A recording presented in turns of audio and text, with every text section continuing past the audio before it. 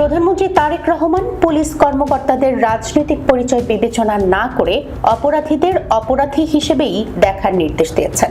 একই সঙ্গে তিনি দুর্নীতি, সন্ত্রাস ও দুঃশাসনের বিরুদ্ধে সরকারের আপোষহীন অবস্থানের কথাও পুনর্ব্যক্ত করেন। পুলিশ কর্মকর্তাদের উদ্দেশ্যে প্রধানমন্ত্রী বলেন, দুর্নীতি ও সন্ত্রাস দমনে কাজ করতে গিয়ে অনেক সময় আপনাদের রাজনৈতিক পরিচয় বা রাজনৈতিক প্রভাবের মুখোমুখি হতে হয়। আমি আজ পরিষ্কারভাবে বলতে চাই, কারো রাজনৈতিক পরিচয় বিবেচনা করবেন না। যে অপরাধ করবে তাকে অপরাধী হিসেবেই বিবেচনা করবেন। আইনের প্রয়োগ সবার জন্যই সমান। আপনারা দায়িত্ব পালন করবেন রাষ্ট্র ও জনগণের কল্যাণে। আজ সোমবার সকালে রাজধানীর তেজগাঁওয়ে প্রধানমন্ত্রীর কার্যালয়ের শাপলা হলে পুলিশ সপ্তাহ 2026 উপলক্ষে আয়োজিত এক অনুষ্ঠানে পুলিশ কর্মকর্তাদের উদ্দেশ্যে দেয়া ভাষণে তিনি এই কথা বলেন।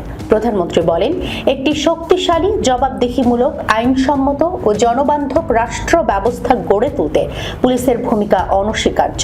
সরকার দুর্নীতি, সন্ত্রাস ও দুঃশাসনের সঙ্গে কোনো আপোষ করতে চায় না।